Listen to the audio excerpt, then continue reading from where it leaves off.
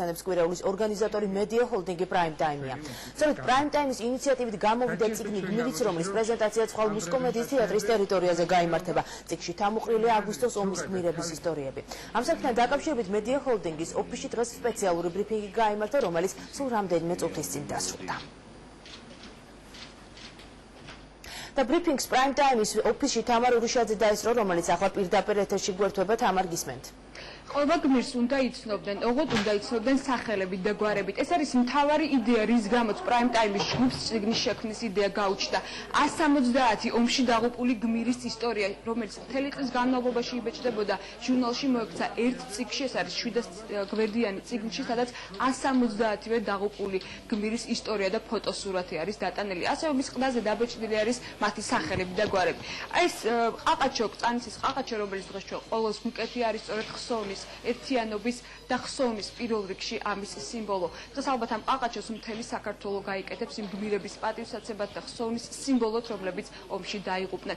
ხვალ იქნება გრანდიოზული პრეზენტაცია მუსიკისა და დრამის თეატრში, სადაც დაუკრავს ნიკა მემანიშვილის ორკესტრი. დღეს ამ თემაზეც იყო საუბარი Prime Time-ში გამართულ ბრიფინგზე. აქ შესრულდება მეორე პრეზენტაცია მოეწყობა, ეს იქნება პრემიერა მოეწყობა, ასე ვთქვათ, ქართველი მაყურებლისთვის. შესრულდება გია ყანჩელის მუსიკა, რომელსაც ქართველი მაყურებელი მოისმენს პირველად.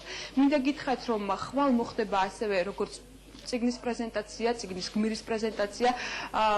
ეს წიგნი დაიბეჭდა ასევე ბრაილის შრიფტითაც და ხვალინდელ დღეს მოხდება სწორედ ორი ფორმით დაბეჭდილი წიგნის პრეზენტაცია, რომელიც სპეციალურად ამ დღისთვის შეიქმნა. დღეიდან კი იწყება ხსოვნის კვირეული და ამ ხსოვნის კვირეულის სიმბოლოდ დღეს როგორც გითხარით, მთელი საქართველოს სწორედ აი ესეთ ყაყაჩოს გაიკეთებს.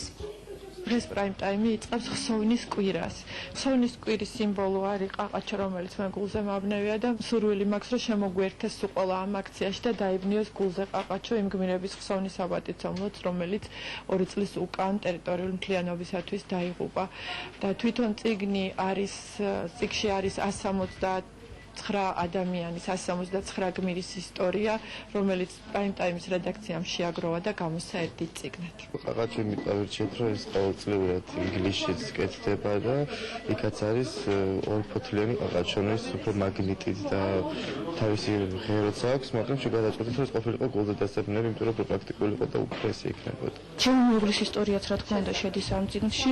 ერეკლე ყულაშვილი იყო არტილერიის მეთაური, დაიღუპა ცხინვალში. რა თქმა უნდა მტკივნეულია, მაგრამ რაღაც მომენტში მიხარია, იმიტომ რომ ჩემ შულს ექნება ეს წიგნი და ჩემი სურვილი იქნება, რომ ყველა ოჯახში იყოს.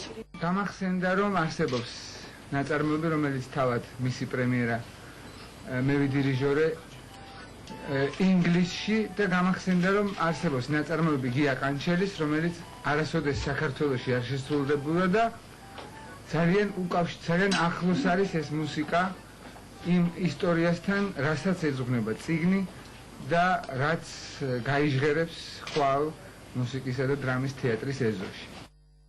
დღეს ჩვენ აქედან მივდივართ თბილისის ქუჩებში, სადაც ერთმანეთის პარალელურად რამდენიმე ადგილას დაიწყება აქციები.